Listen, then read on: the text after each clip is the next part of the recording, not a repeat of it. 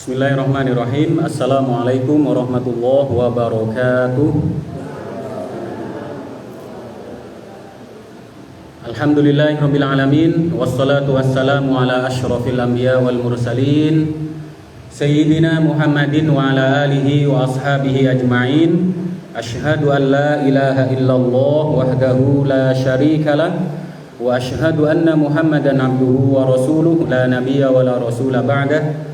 Allahumma salli ala Muhammad wa ala alihi wa ashabihi wa man tabi'ahum bi ihsanin ila yaumil qiyamah. Alhamdulillah, bapak-bapak, ibu-ibu, kepala SD Luqmanul Hakim beserta jajarannya, serta para ustadz dan ustadzah SD Luqmanul Hakim yang kami hormati. Alhamdulillah, pagi ini sebagaimana disampaikan oleh Pak Kepala tadi bahwa ini merupakan kegiatan perdana per 3 bulan sekali, yang hari ini karena pekan lalu silaturahim ke Madiun dan hari ini dan saya diminta untuk mengisi kajian atau apa istilahnya lah yang menjadi program di lembaga ini. Alhamdulillah, bapak-bapak, ibu-ibu yang dirahmati Allah Subhanahu wa taala. Pada kesempatan ini kami akan menyampaikan satu hal penting yang berkaitan dengan tugas kita sebagai orang tua, atau dalam ilmu modernnya atau istilah kerennya disebut dengan parenting. Namun sebelum kami menyampaikan materi tadi, Pak Kepala meminta atau memberikan kesempatan kepada saya untuk memperkenalkan diri saya ini dari mana gitu. Saya berasal dari Pamekasan, Madura. Saya orang Madura, makanya gelarnya MA, Madura asli. Jadi saat ini saya diberi amanah mengelola pesantren Darul Madinah Madiun mulai tahun 2021, dan hari ini hadir bersama kami pula ada Ustadz Abdullah Kartam selaku Ketua DPD Hidayatullah Kota Madiun, ada juga Kepala MA Darul Madinah yakni Ustadz Muhammad Saifuddin, dan Ustadz Abdul Khalik selaku tim humas. Alhamdulillah, bapak-bapak, ibu-ibu yang dirahmati Allah Subhanahu wa taala. Waktunya 2 jam, Pak ya. Lama sekali kayaknya kalau 2 jam ini. Biasanya itu sudah tak kuat duduk kalau sudah 1 jam itu. Biasanya langsung boyongan nanti pulangnya. Tapi insya Allah materi ini saya buat semudah mungkin untuk kita pahami, sesingkat mungkin agar kita bisa mendapatkan kesimpulan-kesimpulan yang nantinya menjadi bekal bagi kita dalam membimbing, mengasuh, mendidik anak-anak kita ataupun murid-murid kita ataupun santri kita. Bapak Ibu yang dirahmati Allah Subhanahu wa taala, berbicara tentang parenting sesungguhnya ini merupakan sesuatu yang boleh dibilang amat sangat berat. Ya. Kalau kita yang sudah memiliki anak, ya seperti saya ini sudah punya anak juga 3 laki-laki. Ya, kayak bapaknya juga ini 3 bersaudara laki-laki.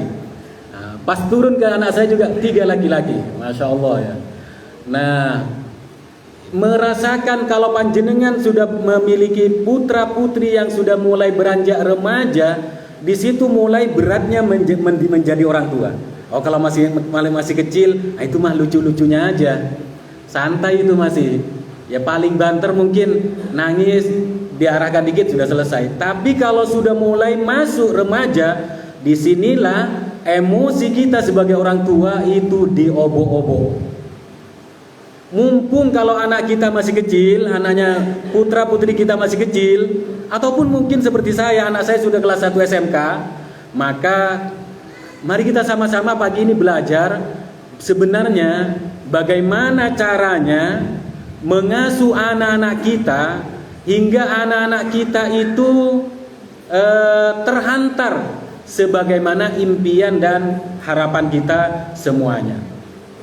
Nah, inilah pentingnya. Karena kalau berbicara tentang anak, saya kadang membuat beberapa kesimpulan. Kalau berbicara tentang anak adalah perjuangan. Betul Pak ya? Anak itu adalah kita sebagai orang tua itu jadi berjuang. Anak itu adalah sama dengan pengorbanan.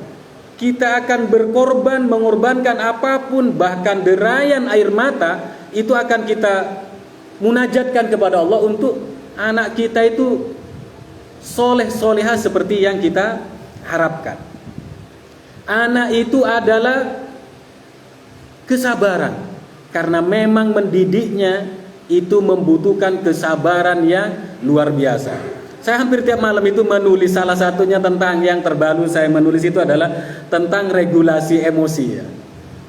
Salah satu kemampuan yang harus dimiliki oleh kita para orang tua dan para guru itu adalah regulasi emosi. Kemampuan mengelola emosi ya. Kemampuan mengelola emosi. Jadi ibaratnya pas mau marah nih, kayaknya jangan marah dulu. Bisa ditahan sebentar. Nah, ini sebagai pengantarnya, G. Nah, sekarang kita langsung masuk ke materi parentingnya. Saya izin berdiri karena saya minta tadi ke Pak Kepala untuk menggunakan papan tulis agar nanti karena basic saya, ya saya pernah jadi guru, pernah jadi dosen, sehingga pola ngajar-ngajarnya begini.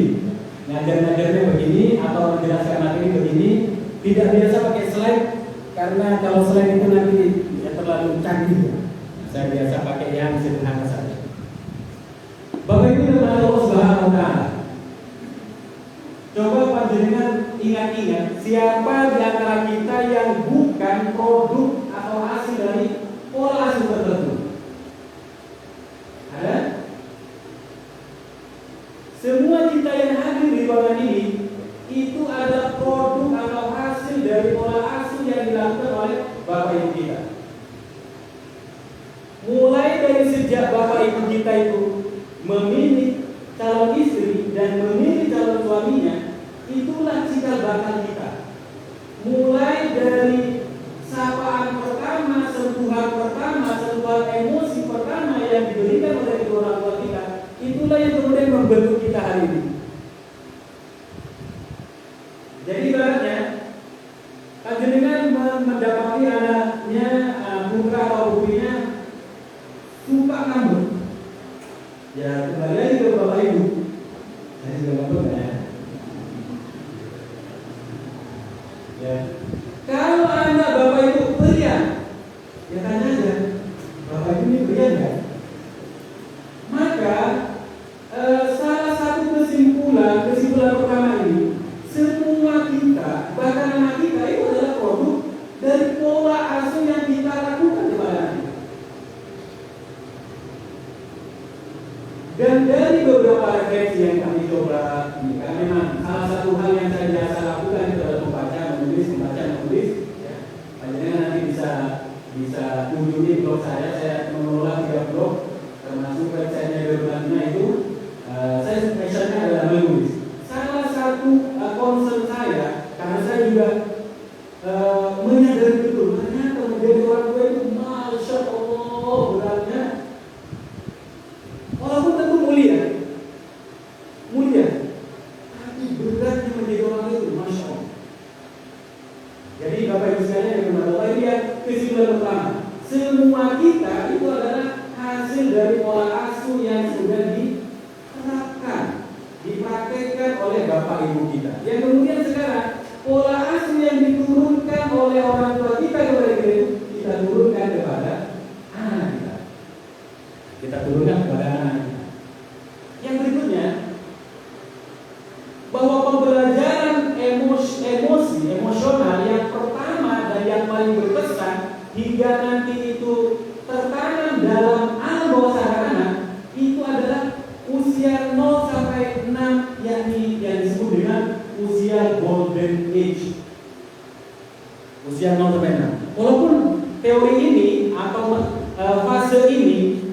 menentangnya juga, ya, golden age, fase emas.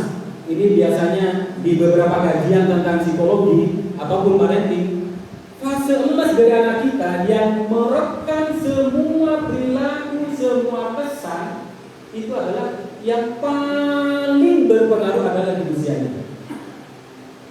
Jadi ibaratnya panjenengan tiap hari putrinya ketika mau bangun tidur misalnya, dia biasa menurus kepalanya atau mungkin menurus pundaknya.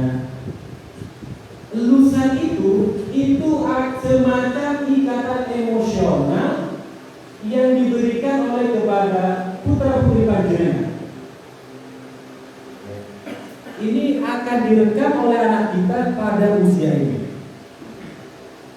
Pun demikian juga kalau kita marah, itu yang direkam ini. Makanya kenapa terkadang kita mendapati, saya mengikuti salah satu channel namanya Kuliah Psikologi yang diasuh oleh Bapak Ferry Susanto, kalau itu. Itu salah satunya tentang banyak anak, bahkan mungkin di antara kita yang hadir di ruangan ini, itu yang mengalami luka batin masa kecil, yang disebabkan oleh luka pengasuhan yang secara sengaja dan tidak sengaja orang tua kita itu kadang-kadang menyinggung, merendahkan, membanding-bandingkan tanpa sadar orang tua terkadang begitu yang pada akhirnya tidak benar ya. Ternyata itu tidak diharapkan. Kan pernah ada anak yang saya pun pernah mengalami tinggal dulu ketika saya dalam fase tertentu sampai bertanya kepada nenek saya sebenarnya siapa? Ya.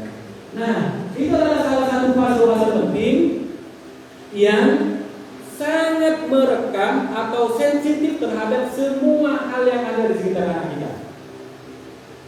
Mulai dari sapaan, tatapan, intonasi suara, ya, sampai sentuhan yang kita berikan kepada anak kita itu sangat berpengaruh khususnya di usia ini. Maka Bapak Ibu yang dirahmati Allah Subhanahu wa taala, kadang-kadang begini, saya baru kenapa ya? Saya dulu ketika mau menikah, udah ada sekolah jadi orang tua. Intinya dulu kan kalau mau nikah itu apa? Wis cinta aja. Aku cinta sama dia. Pokoknya harus nikah sama dia. Nggak mikir nanti kamu kalau punya anak, gimana cara mengasuh anakmu? Iya, anaknya 1, 2, 3. Oh, kalau pas mau menikah itu kan, ya memang seperti mirip dengan apa yang disampaikan oleh Ustaz Bahtiar Nasir itu. Memang di negara kita itu urusan kita itu apa? Yang penting tulis sudah punya cinta, yang kedua tulis kerja. Nah, itu sudah bisa nikah itu. Belum ada namanya sekolah menjadi orang tua yang baik. Dan yang mempelopori parenting itu adalah sekolah-sekolah swasta. Yang kemudian sekarang ini diadopsi juga oleh sekolah-sekolah negeri karena mereka kemudian merasa penting untuk menyamakan antara tujuan sekolah dengan tujuan orang tua. Menyamakan. Jangan sampai tujuan sekolah A, tujuan orang tua Z. Tidak nyambung. Nyambung itu salah satu. Nah, parenting ibu sekalian, Bapak Ibu sekalian yang dirahmati Allah Subhanahu wa taala, ini tidak ada sekolahnya. Kalaupun toh ada, itu adalah ilmu-ilmu seperti psikologi, ya, psikologi pertahanan, psikologi klinis. Itu adalah ilmu-ilmu yang kita dapatkan dalam jurusan psikologi. Tapi kan tujuannya adalah untuk kerja, bukan untuk bagaimana nanti kalau kita punya anak saya ini tak didik dengan sebaik mungkin. Ibu sekalian yang dirahmati Allah serta bapak-bapak yang dirahmati Allah Subhanahu wa taala. Saya ingin memberikan beberapa kata kunci. Pola asuh. Di sini saya dan panjenengan sama-sama punya anak, dan saya istilahnya ketika anak saya misalnya mulai nakal, bunyinya kalau komplek, kenapa anak kita kok bunyi? Sabar sih. Bapaknya juga tak soleh-soleh amat dulu. Saya ngomong begitu ke istri saya, kenapa? Jangan sampai kemudian langsung menjudge anak dulu. Itu yang pertama saya lakukan dulu. Kita diskusi dulu. Nah, pola asuh ini, Bapak Ibu sekalian yang dirahmati Allah, sangat berpengaruh terhadap satu, intelektual anak.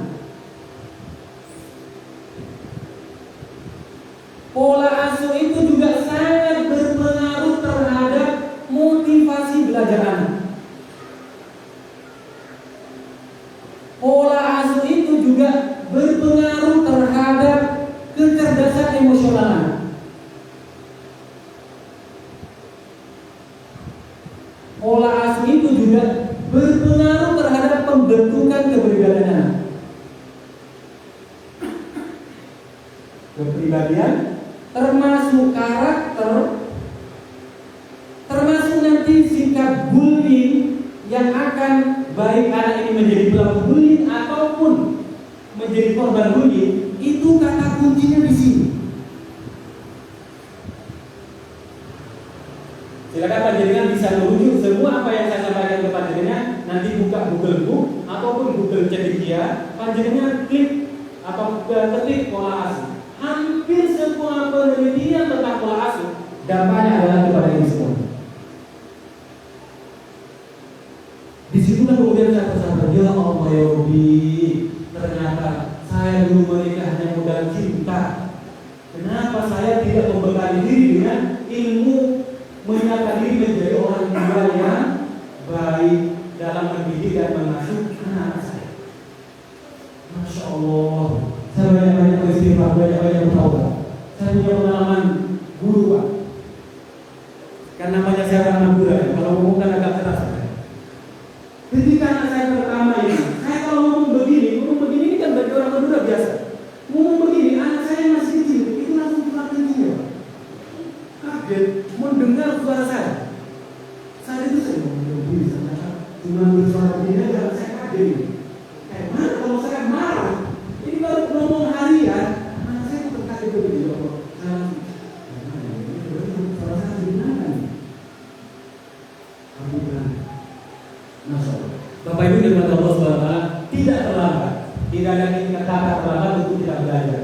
Pagi ini hari kita belajar bagaimana menjadi orang tua yang baik, ya. Bagaimana menjadi orang tua yang bisa mengantarkan anak-anak kita paling tidak intelektualnya berkembang, bertumbuh dengan baik, ya. Motivasi belajarnya sepanjang hayat, ya. Kecerdasan emosional. Saya kemarin juga menyampaikan ke santri di Darul Madinah itu ada 4 hal. Ada IQ, ada EQ, ada SQ, dan ada AQ. Di mana ada yang paling penting dalam dunia hubungan sosial ini. Bukan IQ. Ada anak pintar, tapi kurang aja, nggak ada orang senang. Tapi ada anak biasa-biasa saja, tapi kalau santun, masya Allah, kalau ketemu orang, masya Allah, wah ini lebih sukses. Dalam dunia kerja pun orang yang disiplin, orang yang super, orang yang moralitas, itu lebih dicintai, lebih disukai oleh timnya, bahkan oleh atasannya, daripada yang ada pintar ngomong.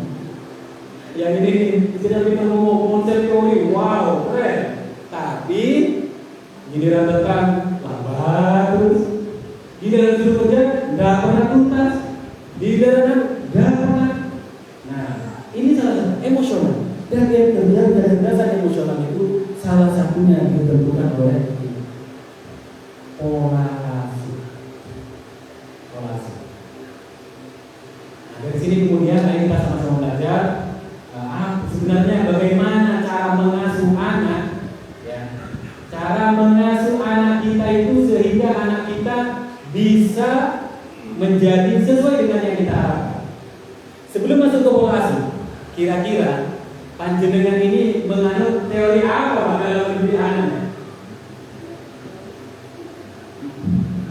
Apa panjenengan ini nativisme?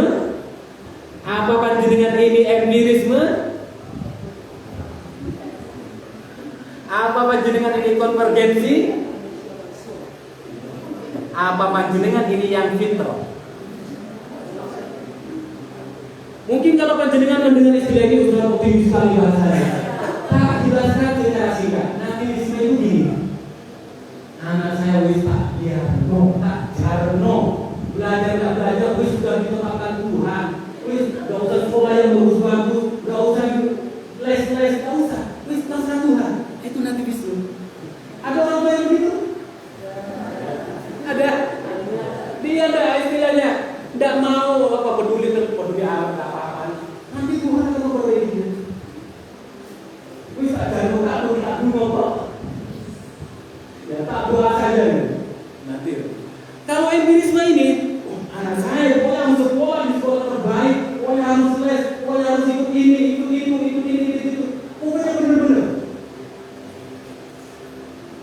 Ini kalau bicara tentang ini. Kalau yang nomor 3 ini gabungan. Ya, ibaratnya kalau yang nomor 1 itu gitu. Ya, kalau bapak ibunya ganteng, insya Allah anaknya ganteng. Kalau ibunya cantik, insya Allah anaknya cantik. Jadi ibaratnya kalau kita sadar diri sebagai orang tua, bapaknya tidak ganteng, ibunya tidak cantik, ya, kamu tidak ganteng ya? Tidak usah begitu. Itu nativisme. Ya, nativisme itu begitu. Panjenengan, kalau panjenengan bapak pintar, ibu pintar, anak pintar. Ya. Terus dari sononya pintar. Lewat panjenengan tidak pintar misalnya dalam bidang tertentu, bapak ibunya tidak pintar. Kemudian kamu tidak pintar. Bapak ini dia.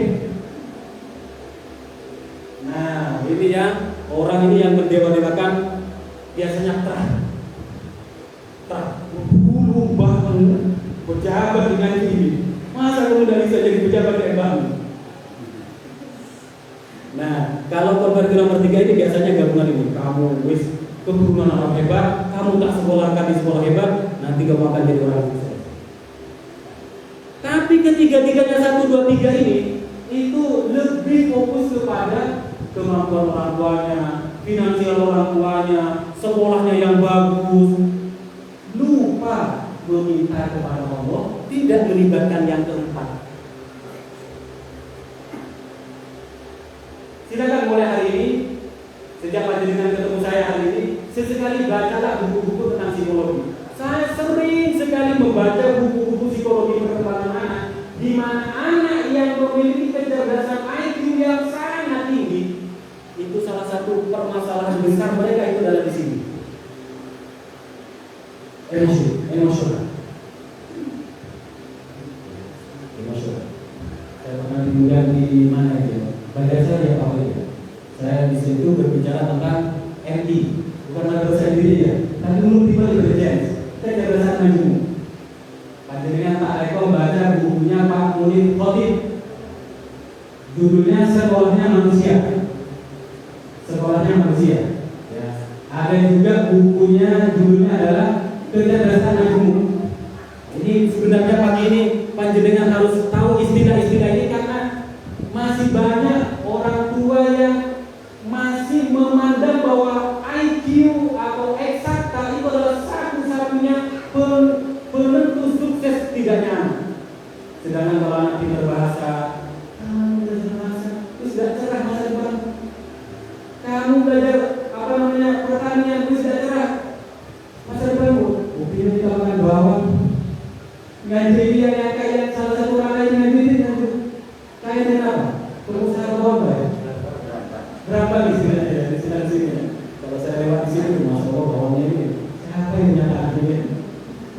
Yang nyata yang saya mati itu. Karena kalau ada tanah tidak bisa juga tanam. Baik, kembali ke sini. Bapak Ibu dan Allah Subhanahu Wa Taala, tentu saja kita tidak berdewa-dewakan terah kita. Kalau Allah kita sebagai orang tua baik, alhamdulillah. Sebagai bapak baik, alhamdulillah. Sebagai ibu baik, alhamdulillah. Kemudian yang kedua, kita diberi kemampuan untuk mencarikan lembaga pendidikan yang baik, alhamdulillah. Mencarikan kegiatan yang positif untuk anak kita, alhamdulillah. Kita sudah menggabungkannya satu, kedua ini menjadi yang ketiga, yang keempat. Kita sudah berdoa kepada Allah agar anak kita nantinya menjadi anak yang soleh dan solehah. Jadi tetap melibatkan Allah dalam mendidik ini. Bukan kemudian lihat IQ-nya anak, skor IQ anak saya jenius. Itu ada dalam saya kemarin pernah lihat di TikTok itu ada semacam permainan mengukur IQ. Tapi langsung insecure, langsung merasa rendah diri. Pas nyampe IQ-nya itu cuma nyampe kategori mohon maaf, bodoh. Jadi dengan presentasi nanti pas tahu itu kalau ternyata saya nggak pinter, nanti dengan malah dol. Itu mirip-mirip dengan apa ya? Permainan yang di TikTok itu pekerjaan yang berikutnya dengan kamu. Ya, ternyata itu apa? Saya nggak tahu itu siapa yang bikin permainan. Nah, Bapak Ibu yang Allah Subhanahu wa Ta'ala, kembali ke pola asuh. Pola asuh ini berpengaruh terhadap semua hal yang berkaitan dengan anak kita. Semua hal yang berkaitan dengan anak. Ini salah satu hal yang urgen yang pagi ini kita akan kaji bersama. Masalahnya Pak Ustaz, pola asuh yang seperti apa ini? Pola asuh seperti apa yang bisa mengantarkan anak saya sehat jasmani, sehat rohaninya, sehat emosinya? Seperti apa yang sebenarnya? Suatu ketika, karena saya juga banyak merenung tentang bagaimana sebenarnya mengasuh. Mengasuh itu atau menjadi orang tua itu hampir bisa dikatakan mirip dengan main layangan. Bapak-bapak ini pasti pernah main layangan ke sini Pak ya. Layangan kalau pas anginnya kencang kan nilos Pak ya. Tapi kan kalau nilos terus kira-kira kita buat nanti. Tapi kita tarik lah. Tahan. Tidak mungkin kita terus ketika main layangan. Pun demikian juga dalam mengasuh anak kita. Mengasuh anak kita itu tidak bisa. Ketika anaknya minta ini, anaknya minta ini kasih. Terus tidak pernah direm. Maka nanti cara mengasuh kita, mari kita cek dalam 4 model ini.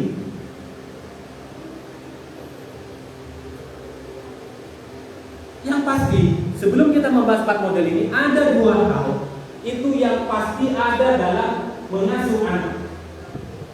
Itu pasti, tidak mungkin tidak ada.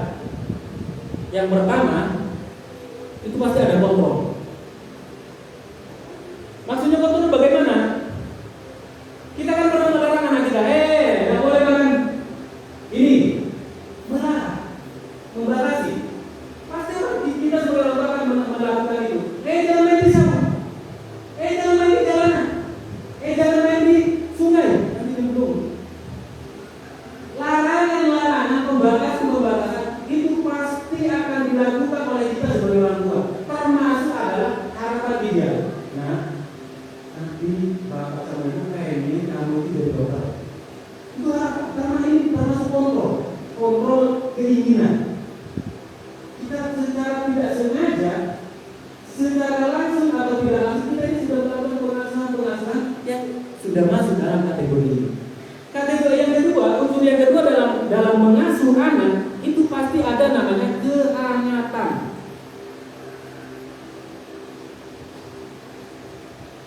Tidak mungkin angkat dengan marah terus dari pagi sampai sore. Tidak mungkin terus panjenengan seneng terus dengan anak dari pagi sampai sore. Tidak. 2 hal ini akan terus muter baik dalam dunia keluarga ataupun dunia lembaga pendidikan. Sama. Kadang kita ini membatasi, kadang kita ini menghangati. Itu sudah pasti. Hanya saja nanti porsi antara ini dan inilah yang kemudian itulah yang disebut dengan kategori atau pola-pola asuh tertentu yang berdampak besar terhadap semua hal yang berkaitan dengan anak kita. Berdampak besar. Yang imbang dan yang ideal adalah ketika kontrol ini positif. Kontrol positif. Hangatnya positif. Maka inilah yang disebut dengan pola asuh demokratis atau otoritatif. Ini istilah-istilah mawon ya, biar panjenengan sedikit tahu dengan beberapa istilah ini. Ini imbang, tapi yang imbang itu adalah anak kita tidak mempersepsikan kita itu selalu ibu-ibu kerjanya marah terus. Nanti tidak dipersepsikan begitu oleh anak kita. Ya. Bapak itu tahunya cuma kerja terus, tidak pernah naik sama aku. Nah, jadi kontrol kita berikan, kehanatan kita berikan. Anak kita batasi, tapi sapaan kita berikan, sentuhan kita berikan, kasih sayang, cinta dan lain sebagainya, perhatian itu kita berikan. Baik dalam dunia keluarga ataupun dalam dunia pendidikan, jika ini bisa dilakukan, maka anak kita akan tumbuh sehat intelektualnya, motivasinya, emosionalnya, kepribadiannya sampai karakternya, dan insya Allah terhindar dari bullying karena anak ini sudah sehat secara emosionalnya, kepribadiannya kuat. Ini yang ideal. yang tidak ideal, tapi ini bukan berarti salah, karena tergantung situasi dan kondisi yang panjenengan hadapi, baik di rumah ataupun di sekolah. Ada yang kontrolnya kuat, kenceng kontrolnya, tidak ada kehangatan, hangat nyambung. Pokoknya dituntut terusan, kamu ya. Kalau nggak berasa dulu, tahun depan kalau nggak ada jalan alasan. Misalnya begitu. Kamu kalau nggak bisa begini, nanti langsung ada semangat ancaman dan harapan yang ini, tapi tidak ada apresiasi, tidak ada perhatian. Anak seperti ini yang kontrolnya kuat, inilah salah satu anak yang nantinya memang ketika di depan orang tua dan di depan guru, anak ini manut, patuh, tapi dia menyimpan amarah dan emosi yang luar biasa, yang dia akan luapkan nantinya dengan cenderung anak ini akan menjadi pelaku bullying.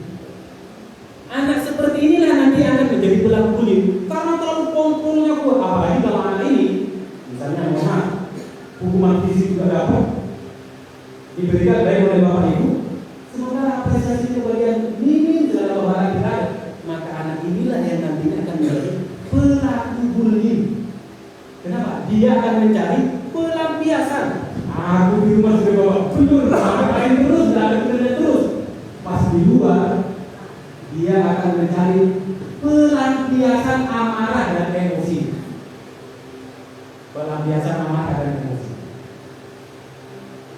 Nah, ini sudah ada dua macam ini. Yang ketiga, kontrol tidak ada, minus, ya hangat. Wow, ini luar biasa. Anak semacam ini yang semua halnya dituruti, semua permintaannya, semua tuntutannya dipenuhi, orang tuanya tidak bisa ngerem, tidak bisa kontrol, tidak bisa membatasi. Anak inilah nanti akan menjadi anak narsis. Selalu mementingkan dirinya. Standar kebenaran adalah standar dirinya. Lundang salah.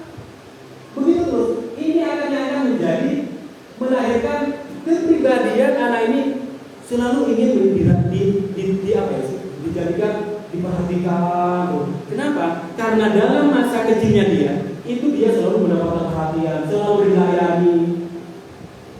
Pas dia tidak ada yang melayani, pas dia tidak ada yang merhatiin, dia kemudian akan merasa kesepian dunia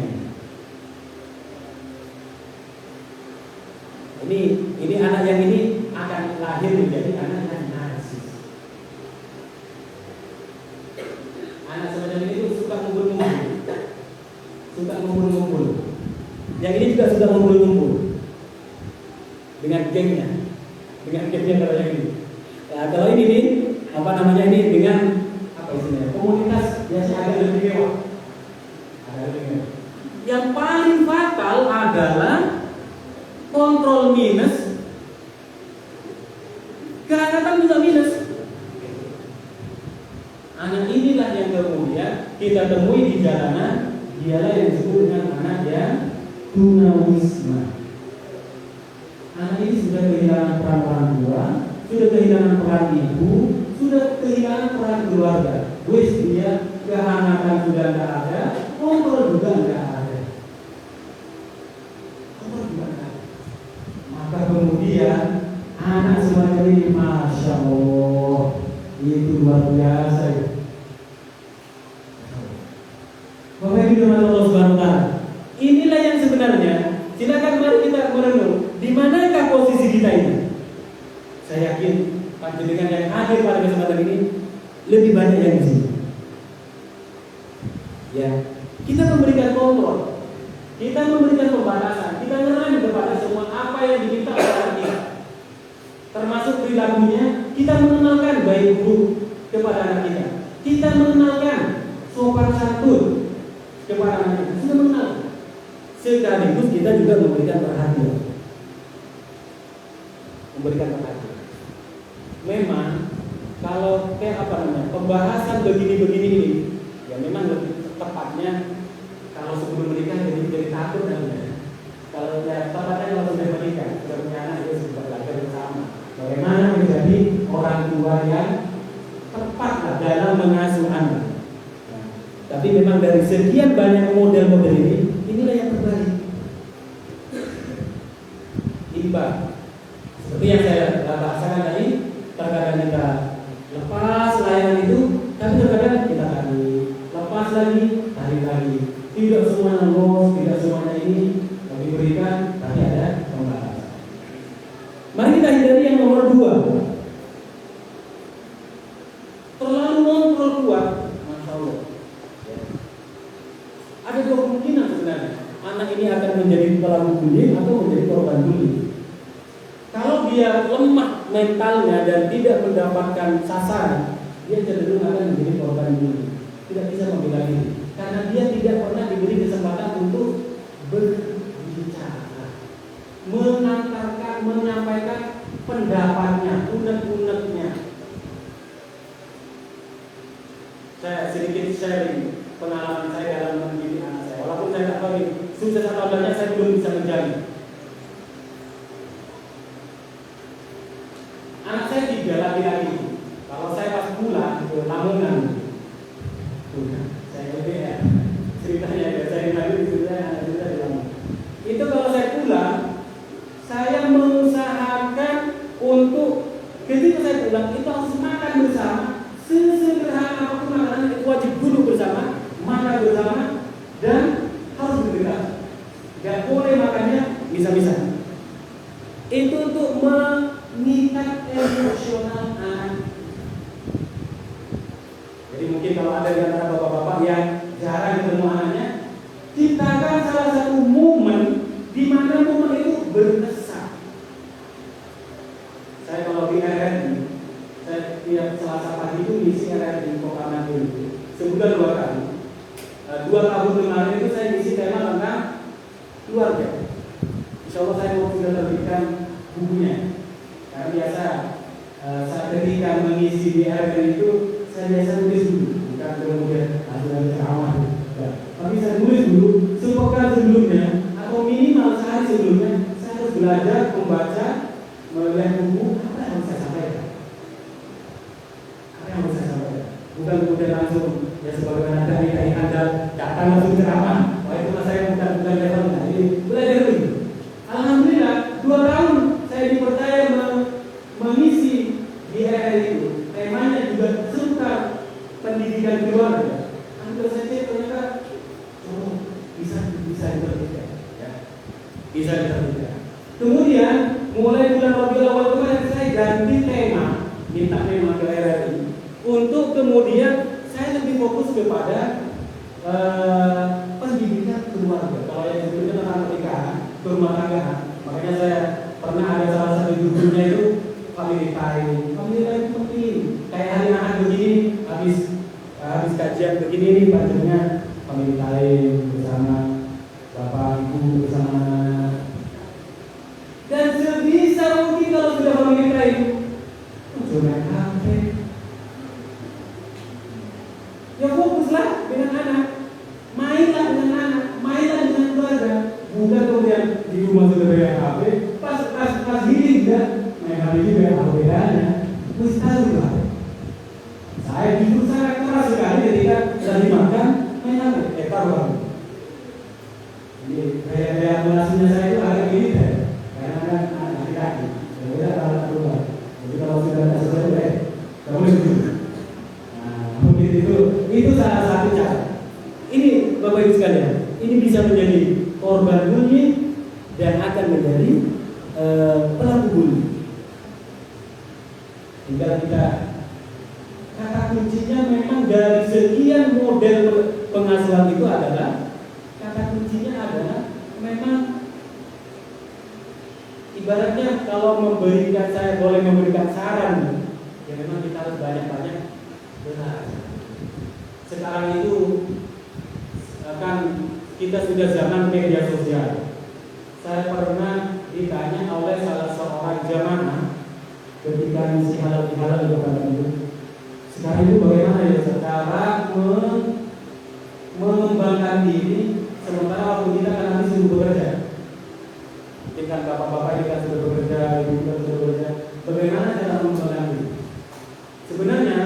baik di YouTube, Instagram, ataupun TikTok itu ada. Cuma saran saya saat itu adalah belajarlah ilmu yang ilmu itu utuh. Kalau belajar ilmu itu hidup. Artinya dia lengkap, bukan seperti di TikTok. TikTok itu kan langsung aja keluar hadis, langsung aja keluar ayat, langsung aja keluar kata ulama. Benar nggak kata ulama itu? Benar nggak kata hadis itu? Enak berpostingan di TikTok itu, apa saja bisa diposting tanpa harus tahu benar nggak itu dari ulama ini, dari kiai ini. Pokoknya langsung posting ya. Nah kalau itu kan ada beberapa channel yang memang salah satunya tentang hal ini. Nah, itu bicara dari awal sampai akhir untuk lengkap. Hanya satu tantangannya, kita itu rata-rata nggak kuat dengar. Kalau urusan dengar itu langsung HP-nya tertinggal, orangnya tidur. Dia masih siaran, orangnya tidur. Nah, tapi itu sudah lumayan mau belajar itu. Masya Allah. Ini yang berkaitan dengan pola pengasuhan, ya, pola pengasuhan, di mana kalau kita berbicara tentang lembaga pendidikan, sesungguhnya kita berbicara dengan antara dua unit. Ada sekolah, ada pendidikan keluarga, ada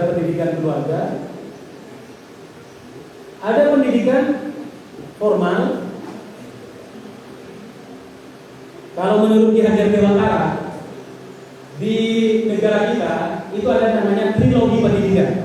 Trilogi pendidikan itu yang pertama ini. Ada pendidikan keluarga, ada pendidikan formal, ada pendidikan informal.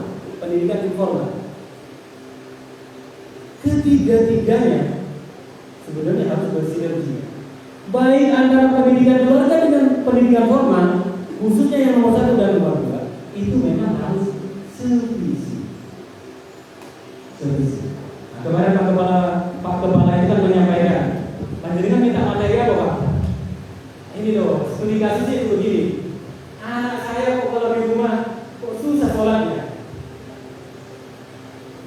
Terus gimana caranya? Kalau di sekolah itu kan memang dikondisikan ada jadwal. Bapak-bapak, ibu-ibu, ustaz-ustaz itu kan waktunya sholat ya sholat, waktunya istirahat ya istirahat, waktunya belajar ya belajar. Beda dengan di rumah apa? Di rumah itu tidak ada jadwalnya. Anak mau pegang HP, ada jadwalnya. Anak mau makan, ada jadwalnya. Kadang sakar, tidak ada jadwalnya. Anak mau kelahi, misalnya pendidikan yang punya putra, putri agak banyak, 1, 2, 3, 4. Mereka bukan ada jadwalnya, ada kasih tahu dulu. Pak, aku terdengar. Tidak ada. Kalau di sekolah diuntungkan karena ada jadwalnya. Kalau di keluarga itu tidak ada jadwalnya.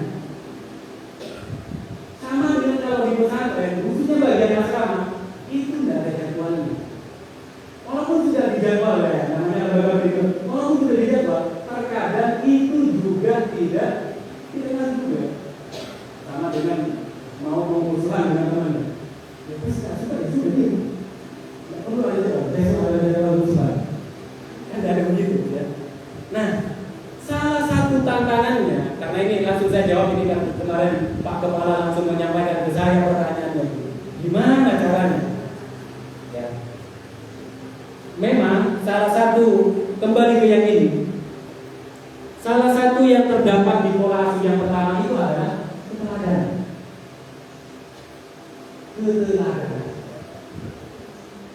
Saya banyak belajar dari guru-guru saya, termasuk salah satunya adalah Allahyarham Ustaz Abdurrahman, ketua GPP sebelum Ustaz Nazirul Hakim. Itu beliau selalu menyiapkan 1 jam atau 1 momen di mana beliau pasti dengan buku. Kita baca apa enggak? Pokoknya dengan buku. Ketika kita menampilkan diri dengan buku, apalagi memang baca, dan mau ngajak anak kita baca, itu lebih mudah atau lebih sulit? Bapak itu sudah dengan buku. Alias sudah tidak pegang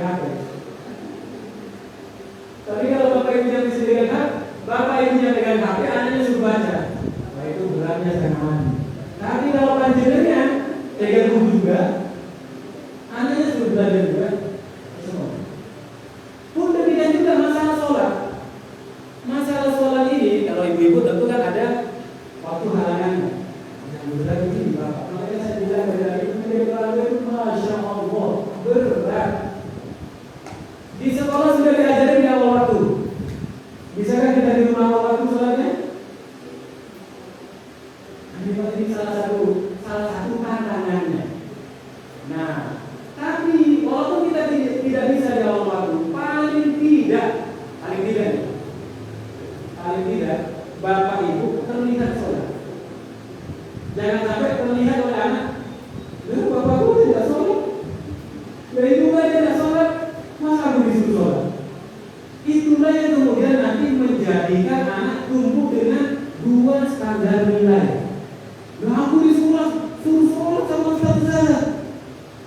Ustaz saya juga sholat. Dia kok pernahnya bapak sholat? Orang kan tidak ada guna. Kalau itu kan mungkin bisa beralasan.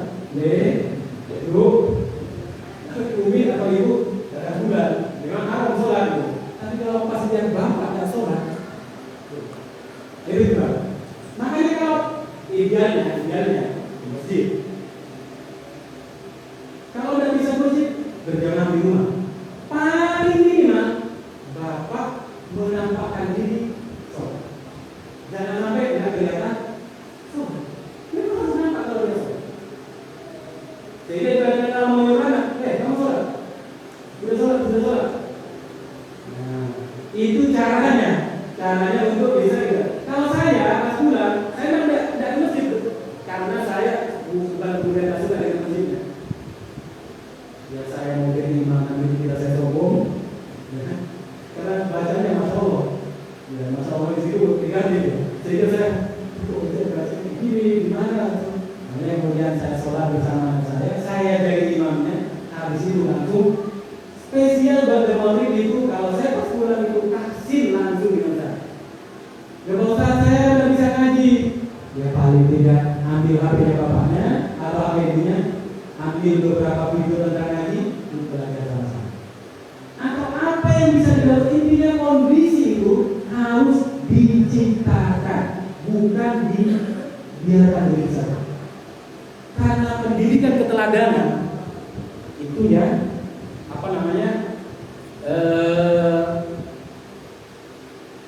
akan mudah melekat. Lebih-lebih bagi anak yang masih usianya masih kecil. Kalau sudah besar itu agak susah. Karena circle-nya atau pergaulannya itu sudah lebih luas. Tapi kalau masih anak kecil seperti SD, TK, SD itu kan masih lebih banyak dengan orang tua, lebih banyak di keluarga. Memang peran bapak ibu itulah yang paling krusial. Sehingga untuk menyinkronkan, menyelaraskan antara program yang di sekolah dengan di rumah, itu memang harus ada membuat standar-standar minimal.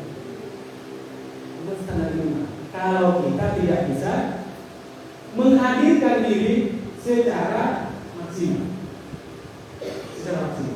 memang tidak bisa dituntut kemudian sempurna semuanya. Makanya memang harus ada standar minimal. Contoh, standar minimal begini, dan saya praktekkan sendiri juga.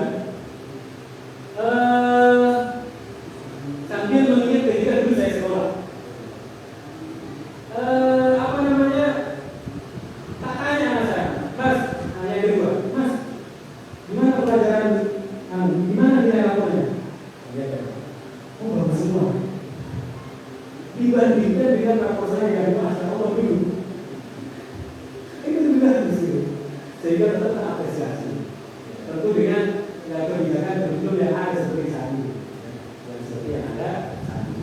Nah, Bapak Ibu dan Allah SWT, ini kira-kira beberapa hal yang istilahnya dalam kajian Ahad pagi ini yang berkaitan erat dengan tugas kita, tanggung jawab kita sebagai orang tua.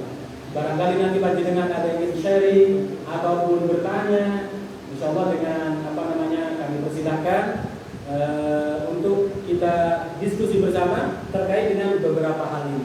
Ya, ini sebagai pengantar untuk kita semuanya terkait dengan materi parenting pagi ini. Karena judulnya adalah pola asuh dan pendidikan karakter. Berbicara tentang karakter, maka yang paling penting dalam karakter yang perlu digarisbawahi adalah contoh. Ya, contoh. Semakin kecil anak kita itu semakin konkret pikirannya. Semakin dewasa seperti kita, semakin abstrak pikirannya. Konkret itu begini. Putra putri panjenengan kalau masih usia SD, misalnya diceritain, nah di atas sana itu ada UFO. Dia kalau belum lihat bendanya, nggak ngerti itu apa itu UFO. Tapi kalau sudah lihat bendanya, oh ini UFO. Jadi memang karena dia berpikir konkret, ya, anak TK, anak SD itu berpikirnya konkret, harus ada bendanya. Sehingga kalau berbicara tentang pendidikan karakter untuk anak kita, memang harus menghadirkan contoh. Khususnya contoh dari kita para orang tua. Baik, alhamdulillah, ini yang sebagai pengantarnya. Mungkin kalau ada panjenengan ingin sharing atau bertanya, kami persilahkan. Langsung Ustaz Gid. Monggo bapak-bapak, ibu-ibu kalau ada yang ingin ditanyakan. Silakan. Waalaikumsalam warahmatullahi wabarakatuh.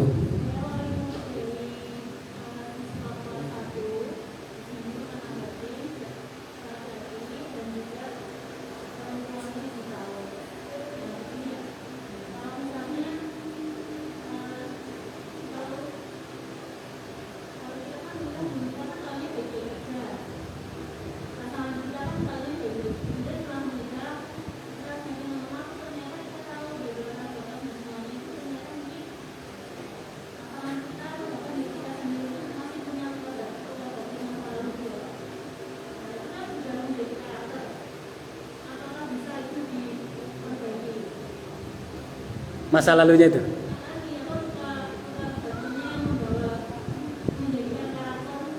Ya.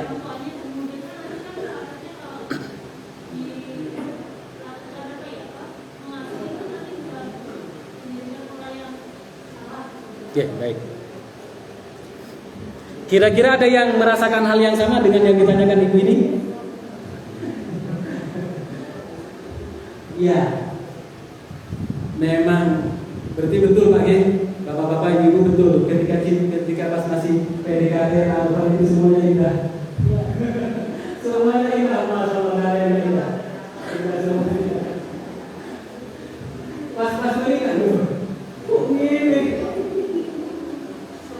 Tapi memang kalau tidak ada yang sempurna maka yang paling pas ketika kita sudah menikah, apalagi sudah kita mempunyai keturunan, ya, dan insya Allah anak itu adalah yang memang kita harapkan. Kalau kita yang hadir di sini kan anak itu memang kita harapkan, kita menyengaja untuk memiliki anak. Beda dengan yang kami aborsi, yang kami juga berikan, itu anak tidak diharapkan. Kalau anak kita yang kita asuh sebaik mungkin, kita didik sebaik mungkin, itu kan memang kita sengaja. Jangan sampai kita bilang sengaja dia, sengaja. Apalagi bapak-bapak, saya tak sengaja sama aku ini bisa dipakai di situ nanti. Dan memang sengaja. Mereka yang punya keturunan, sebagaimana banyak saudara kita yang sudah menikah lama, itu belum punya keturunan, tapi kan usahanya sudah ada. Nah, bagaimana dengan yang dialami oleh ibu penanya tadi? Kalau yang ideal, panjenengan harus ke psikolog. Kalau terkait dengan luka masa lalu. Nah, kebetulan saya juga seorang psikolog atau psikiater. Ini hanya saran saya. Tapi sebenarnya apa yang panjenengan alami itu mungkin juga dialami oleh bapak-bapak, ibu-ibu ini, tapi dalam skala yang berbeda. Ada yang parah banget. Kalau yang parah banget itu biasanya disentuh sedikit tubuhnya ketika dia sedang punya masalah, itu bisa langsung beres saya masalah. Ada pernah mendapat orang seperti itu, disentuh sedikit langsung tanpa ngomong, itu langsung bergerak ya Pak. Saking penuhnya wadah emosinya, sudah muat. Maka disentuh saja langsung nangis. Yang kedua, kalau skalanya itu istilahnya tidak terlalu parah, salah satu teknik untuk panjenengan bisa mengurangi dan mengobati itu adalah memang kata kuncinya adalah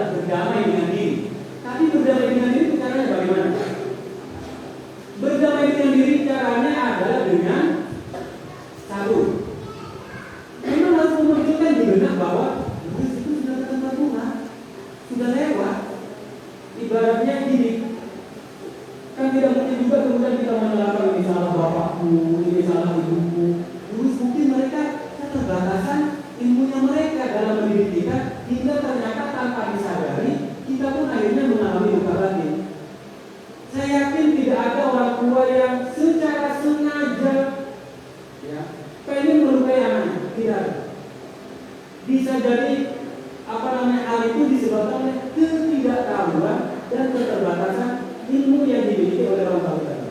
Sehingga itulah salah satu teknik untuk kita berdamai. Kita tidak langsung menyalahkan orang tua kamu jadi kayak gini. Coba aku nalahin sebagai orang, kalau ini nyala-nyalakan, nyala-nyalakan ujungnya kalau sakit, sama nyesek, akhirnya nggak bisa hidup. Kalau bapak-bapak, bapaknya hadir hari ini, udah hadir. Sebenarnya kalau hadir hari ini, tak kasih tahu caranya, mau ganti badannya. Aja lo udah som, serius. Teknik-teknik sederhana, karena gini, memang ilmu tentang wanita itu memang tidak ada benernya. Salah satu yang saya pelajari, ilmu tentang wanita itu tidak ada benernya. Tapi intinya adalah perhatian. Jadi ibaratnya sudah lihat baju di TikTok kita bilang, apa sih? Tidak usah banyak-banyak, bapak-bapak belum mempertimbangkan. Allah, bajunya banyak, bisa ngambek kalau belum aja gitu. Tidak selesai. Nah, kemudian gitu, Masya Allah gitu. Karena anak saya 3 lagi, jadi saya belum tahu bagaimana menjadikan menghadapi anak perempuan yang belum tahu. Tapi menghadapi istri saya sudah tahu. Tapi itu yang pertama, panjenengan tidak mungkin kan menyalahkan masa lalunya, khususnya kedua orang tuanya, itu adalah bagian dari apa yang sudah harus dianggap di dalam keluarganya. Yang kedua, ketika muncul emosi itu atau ingatan itu, yang panjenengan perlu lakukan adalah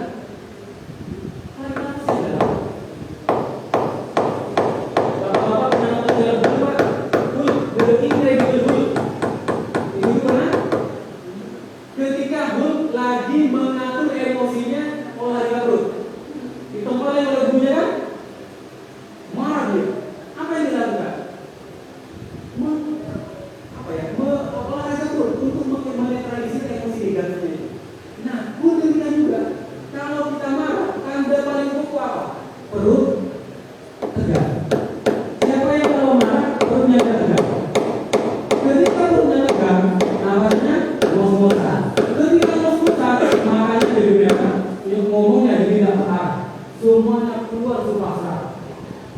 Itu karena perutnya sudah tegak. Ya. Coba cek orang yang sedang tegak, ada dengan pegang perutnya. Nah, itu salah satunya. Yang ketiga, dengan niatkan saya mau lebih baik dalam mengasuh dan mendidik anak saya. Sehingga apa yang sudah panjenengan yang ketiga itu kalian, kami panjenengan belajarlah tentang hal-hal yang sifatnya untuk bisa mengurangi. Sesungguhnya orang yang sedang berbicara di panjenengan ini adalah orang yang pernah mengalami trauma yang sangat dahsyat, tapi saya mampu menetralisir dan mengobati itu. Tapi tidak bisa sebelumnya, memang tidak bisa sebelumnya. Hanya istilahnya tidak selalu. Kalau sedih-sedih langsung nangis, atau dapat tidur-tidur sedih-sedih langsung mewek. Kalau gitu pasti begitu. Nah, nonton film Korea saja itu kan masih mewek. Ada yang suka nonton film Korea mungkin. Kayaknya memang semua ibu-ibu. Kalau dulu kan kalau idealnya paling malu, sekarang dibiasai oleh Korea. Entah Korea ini masih bisa bertahan atau tidak. Karena Korea Utara sama Korea Selatan ini perang. Ya, nggak tahu nanti mereka masih ada artis atau enggak. Mungkin kalau ada pertanyaan lagi dari bapak-bapak mungkin, atau ibu-ibu, kalau ada pertanyaan lagi, ya, silakan. Waalaikumsalam warahmatullahi wabarakatuh.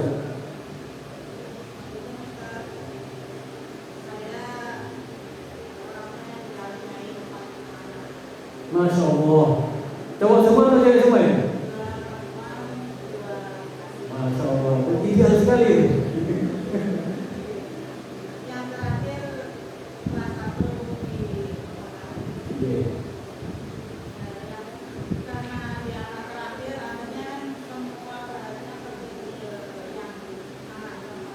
Ya. Akhirnya pola asuhnya jatuh di bawah nomor 3. Kontrol dengan minus, gambarnya banyak.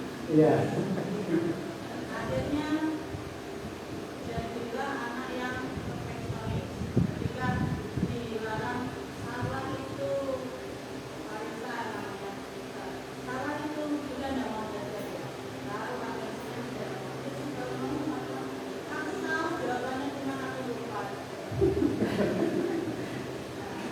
Terus aku realisasi anak yang mengalami pola asuh nomor 3 itu akan mengalami kesedihan. Pertanyaan saya seperti apa anak yang mengalami kesedihan dunia? Iya. Terus yang kedua, gimana cara mengatasi atau mengoperasi anak-anak yang perfeksionis? Ya. Terima kasih, Pak. Baik. Panjenengan mengalami, saya juga mengalami. Ya kan anak saya itu beda.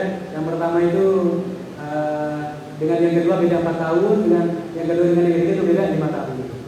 Jadi yang ketiga ini karena memang ya paling kecil, tentu mendapatkan perhatian paling banyak. Apa yang panjenengan sampaikan, ya saya rasakan juga. Memang sisi ininya agak berat. Sisi kontrolnya itu masya Allah. Kalau sudah ngambek, walaupun anak cowok, kalau sudah ngambek mojok di kamar, wis sudah ada keluar. Keluarnya kapan? Ayo kita beli es krim? Dah, keluar itu. Nah, atau beli mainan, baru dia keluar. Selama apa yang belum diminta itu belum dipenuhi, masya Allah. Saya pun sampai apa namanya? Menurut ini kalau beginikan terus, saya sebagai apa namanya seorang bapak dan juga seorang guru yang tahu tentang ilmu ini, saya langsung makanya kan belum tentu saya menyampaikan kepada jenengan angkanya itu berbeda, ya. Tapi setidaknya saya tahu ilmunya, sehingga paling tidak ada upaya-upaya untuk mengantisipasi. Kalau beda dengan kita tidak belajar sama sekali, bagaimana caranya menjadi orang tua yang baik lah. Kalau benar itu tinggi sekali standar, baiklah ya. Nah, bagaimana caranya? Yang pertama tadi, yang dimaksud dengan terasing itu ketika dia tidak diterima oleh circle-nya karena kadarnya tinggi sekali, dia akan menjadi pribadi yang dijauhi. Itu yang dimaksud akan mengalami dengan terasingnya, dijauhi oleh lingkungannya karena teman-temannya, namanya sama dia. Begini. Semuanya mau diatur oleh anak ini, semuanya harus menurut sama anak ini. Akhirnya temannya tidak nyaman. Tidak terjadi kerjasama, tidak terjadi saling bantu membantu. Inilah yang kemudian potensinya anak ini akan dibawa oleh lingkungannya, sehingga anak ini akan dijauhi dan tidak ditemui. Itu yang dimaksud bukan kemudian terasing. Apa enggak? Dia mungkin hidup di lingkungan kampung seperti ini, tapi tidak ada yang main sama dia. Itu yang dimaksud dengan terasing. Kalau sudah itu kan hubungan sosial yang sangat berat bagi anak kita. Anak kita kan sebenarnya mau bersosialisasi, bermain, lari-lari, kalau anak teman biasanya main jualan, main apa itu. Anak kita tiba-tiba dari ini. Saya juga pernah lihat beberapa kali di media juga satu anak yang tidak mau tidak diterima oleh kelompoknya. Saya kalau sebagai orang tua menangis saya. Betapa beratnya, betapa shocknya anak ini secara mental. Karena anak ini masih kecil tapi sudah ditolak secara sosial. Itu dampak panjang. Beda kalau kita sudah besar, sudah seperti ini. Terserah mau dibeli tetangga, makan aja itu selesai. Itu ada yang begitu, kan? Tapi kalau anak kecil, bukan masya Allah. Dengan bagaimana dia bisa berkembang kecerdasan emosinya kalau sudah ditolak oleh circle-nya. Itu. Makanya itu yang dimaksud. Kemudian bagaimana caranya? Caranya adalah ini harus ada peran dari panjenengan dan bapak. Sebagaimana saya juga melakukan, uminya juga harus melakukan. Ya. Anak semacam ini harus dilibatkan dalam kegiatan-kegiatan yang sifatnya rutinitas harian, sehingga anak ini harus tahu beratnya bekerja, beratnya melakukan sebuah tugas, beratnya melakukan sebuah pekerjaan. Anak ini harus tahu dan memang dilibatkan. Jangan dilayani terus. Ibaratnya kalau dengan putra atau putri. Nah, kalau putri. Kalau putri mungkin panjenengan kan kesehariannya salah satunya misalnya masak. Bikin masak. Hanya dia tuh mungkin bantu potong apa, bantu buat apa. Dia harus bisa. Yang dimulai dari yang kecil-kecil, jangan yang langsung besar-besar, biasanya langsung mulai itu. Dimulai dari yang kecil-kecil. Atau minta tolong, nah berikan garam di buah lu sebelah. Begitu. Itu adalah cara-cara agar anak ini istilahnya tidak terjebak dalam keharapan terus, perhatian terus. Lalu dia tidak pernah mendapatkan kontrolnya itu dalam bentuk itu. Dikontrol dalam bentuk diikat dengan kegiatan. Jadi panjenengan memahami kontrol bukan hanya dalam istilah perintah larangan, tapi dalam bentuk kontrol itu adalah ikatan kegiatan. Selama anak ini bisa diikat dalam kegiatan-kegiatan yang positif, itu adalah kontrol. Nah, sama dengan panjenengan, misalnya putra putrinya diikutkan bela diri, ekstra bela diri, itu juga berkegiatan positif, itu juga bentuk kontrol. Seperti itu nih, sampai dipahami? Masih ada lagi? Dari Bapak, Ibu mungkin?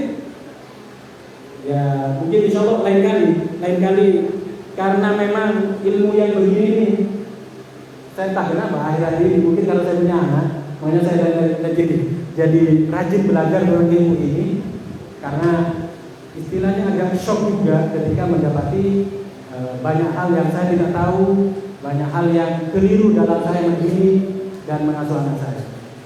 Sebagai closing dari kami, Bapak Ibu sekalian yang dirahmati Allah, seperti yang saya ceritakan di awal tadi, ketika saya berbicara, anak saya itu kaget dan biasanya langsung keluar air kencingnya.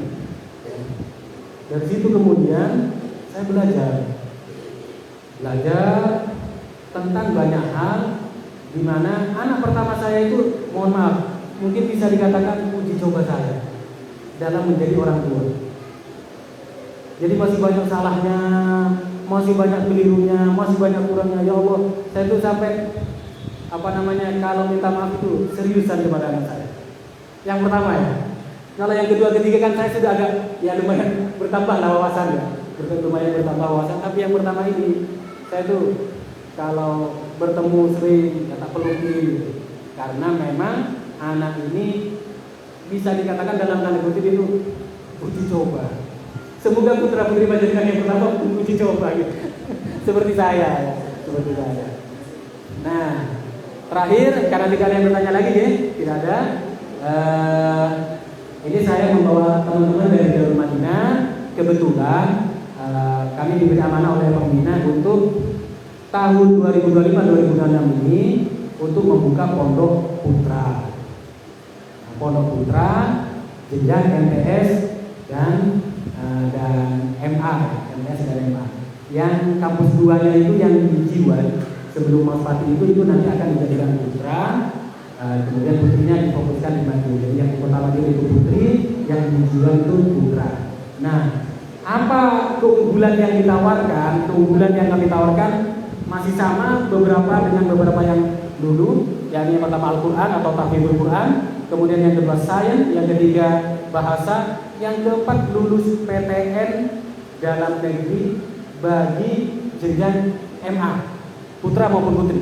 Kalau selama ini ada kebijakan pengabdian kalau di Darul Madinah, maka mulai tahun depan pengabdian itu istilahnya sudah dihapus. Nah, sudah dihapus, jadi lulus istilahnya di kelas 12 baik putra maupun putri yang mau lanjut PTN baik Timur Tengah ataupun PTN itu bisa langsung. Jadi tidak perlu ada pengabdian karena memang mulai tahun ini polanya ini sudah mulai saya ubah, tapi memang pelan-pelan.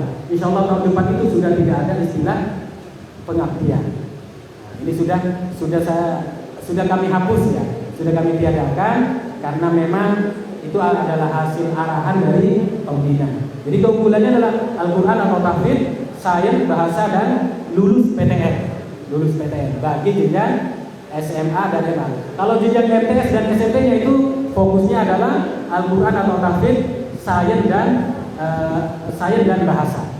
Itu maka bagi panjenengan yang hari ini istilahnya mau mendaftarkan atau bertanya-tanya, silakan langsung ke teman yang di luar. Atau kalau mau ketemu saya langsung dengan biaya khusus, langsung ketemu saya hari ini, insya Allah langsung deal dengan saya. Langsung deal dengan saya. Nah, ini kebetulan memang, karena memang nanti memang saya diundang di beberapa tempat acara-acara seperti ini, dan memang saya persilakan teman-teman untuk silakan ikut. Ya, silakan ikut tim BPDB, karena saya memang akan langsung menawarkan kepada Bapak Ibu. Termasuk panjenengan kalau ada keluarga, putra ataupun putri ya yang pengen mondok. Insya Allah gambaran pondok kami sekarang, ya gambaran pondok kami yang sering ditanyakan oleh Bapak Ibu itu adalah boleh dijenguk dah. Penjengukan tiap awal bulan. Pekan kedua itu penelponan. Pekan ketiga itu jalan-jalan keluar pondok. Pekan keempat itu video call. Panjenengan kan ngaji itu cukup dekat. Juga kajian Jumat sore boleh ikut tiap pekan dan boleh ketemu putrinya. Sudah dibuat seperti itu, termasuk mau menjenguk kapan saja selama tidak sedang berkegiatan itu boleh. Sudah dibuat seperti itu pola-polanya agar lebih istilahnya lebih nyaman bagi santri. Tentu kalau dalam proses pengasuhan pendidikannya kami belum sempurna, tetap ada beberapa hal yang perlu kami benahi. Tapi insya Allah hal yang bisa membuat nyaman itu sudah coba kami upayakan. Termasuk yang di kampus Madiun itu ada namanya angkringan. Jadi angkringan itu tidak hanya di luar-luar pinggir jalan. Di pondok pun kami buka angkringan di bawah pohon beringin yang itu lebih sosialisasinya dengan antar santri itu lebih nyaman. Sebagaimana ada beberapa ustaz kemarin ke pondok ketika mendampingi para santri. Seperti itu deh. Kami ucapkan terima kasih banyak. Pak Ustaz sambut. Ditutup dengan doa. Oke, baik. Baik Bapak Ibu sekalian yang dirahmati Allah Subhanahu wa taala, demikian yang bisa kami sampaikan. Ada satu nasihat yang sering disampaikan oleh para guru kami, ana qari wa anta sami' wallahu hadir. Saya membacakan, saya menjelaskan, wa anta sami', panjenengan mendengarkan, wallahu hadir. Allah lah yang memberi petunjuk, Allah lah yang memberi ilmunya, Allah lah yang mengikatkan ilmu itu ke dada panjenengan semuanya. Oleh karena itu bijaksana kalau kajian kita pagi ini kita akhiri dengan sama-sama berdoa kepada Allah, memohon agar apa yang kita pelajari pagi ini diberkahi oleh Allah, diberikan kemampuan untuk mengamalkannya, dan kita selaku orang tua dikarunia ilmu agar kita menjadi orang tua, bisa menjadi orang tua yang baik bagi anak-anak kita semuanya. Amin ya rabbal alamin. A'udzu billahi minasyaitonir rajim. Bismillahirrahmanirrahim. Allahumma shalli ala sayyidina Muhammad wa ala ali sayyidina Muhammad walhamdulillahi rabbil alamin. Allahumma ighfir lil mu'minin wal mu'minat wal muslimin wal muslimat al ahya'i minhum wal amwat innaka sami'un qaribun mujibud da'awat. Allahumma ighfir lana wa liwalidina warhamhum kama rabbawna shighara. Rabbana hab lana min ladunka dzurriyyatan thayyibah innaka sami'ud du'a. Rabbana hab lana minas shalihin. Rabbana hab lana min azwajina wa dhurriyyatina qurrata a'yun waj'alna lil muttaqina imama. Rabbana atina fid dunya hasanah wa fil akhirati hasanah wa qina adzabannar walhamdulillahi rabbil alamin. Demikian yang bisa kami sampaikan. Mohon maaf jika ada yang belum berkenan. Hadanallahu wa iyyakum ajma'in. Wassalamualaikum warahmatullahi wabarakatuh.